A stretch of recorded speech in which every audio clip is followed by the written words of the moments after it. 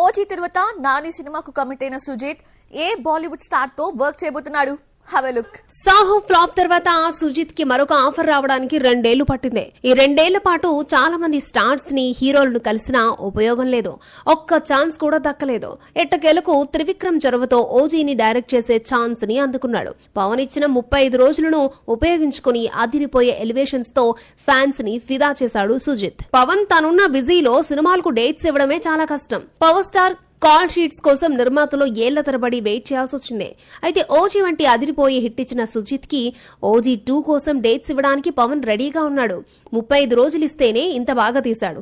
OG 2 కోసం 50 రోజుల పాటు కాల్ షీట్స్ ఇస్తే ఇంకెంతగా తీస్తాడో అన్న ఆలోచనలో ఉన్నాడట పవన్ కళ్యాణ్. ఓజీ సీక్వెల్ ని వెంటనే కాకుండా గ్యాప్ ఇచ్చి చేస్తారట. ఓజీ రిలీజ్ కి ముందే సుజిత్ నానితో సినిమా కమిట్ అయ్యాడు.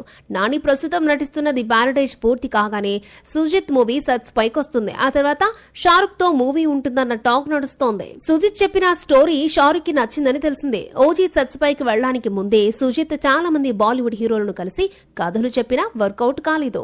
ఓజీ హిట్ తో షారుఖ్ మూవీ మరొకసారి వినిపిస్తోంది. ఓజీ తెలుగుతో పాటు హిందీలో కూడా రిలీజ్ అయింది. బాలీవుడ్ ఆడియన్స్ కి నచ్చకపోయినా షారుఖ్ సుజిత్ మూవీ లాక్ అయింది అంటున్నారు.